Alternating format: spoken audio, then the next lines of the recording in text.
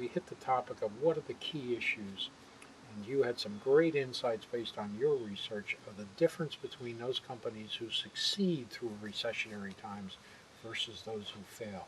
Could you give us a quick thumbnail summary of what's the key to surviving Well, the tough times? I, I think the key, as my friend Phil Kotler points out in the genuine Chinese proverb many hundreds of years ago, is if you chase two monkeys, both will escape. And what happens is, in hard times, people put a lot of effort into chasing every opportunity they think they can get. And as a result, they half sell to twice as many customers. And that's a recipe for failure. And the successful companies target very specifically. It's all about focus. And they keep focus. They chase fewer pieces of business in more depth. They understand that their existing customer base is where they're going to be most successful. They don't protect it by purely defensive strategies.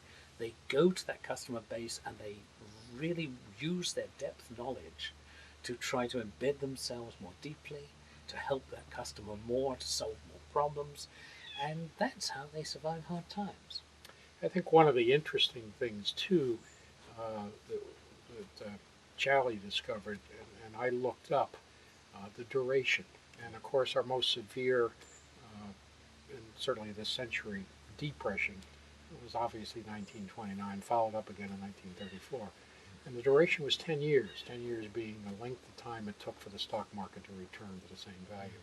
Since that time, we've had, depending upon how you want to count, maybe a dozen different recessions globally, none of which has lasted more than 2 years. 10 years down to 2 years, some have been as short as 1 year.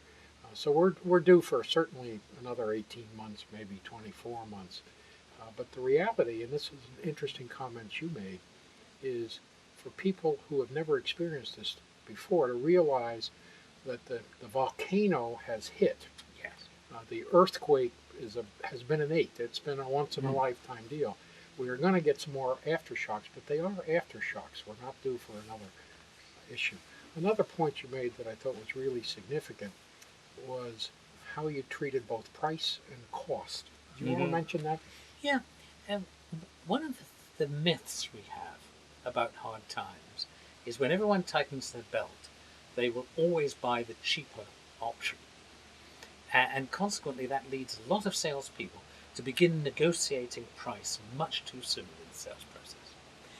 One of the things we know very solidly from research is that in times of real economic difficulty, safety is a more important criterion than price. Now, IBM actually prospered during the last couple of recessions. By the way, you had mentioned that when we spoke last, and I did a little homework on some marketing background. And as I was growing up, I was familiar with the term nobody ever got fired by buying IBM.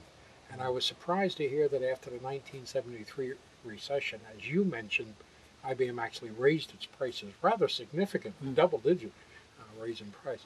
But what I hadn't known, I don't know if you were aware, they actually created the concept, the marketing phrase, nobody ever got fired for buying IBM. What a genius stroke that was in just your term of avoid risk.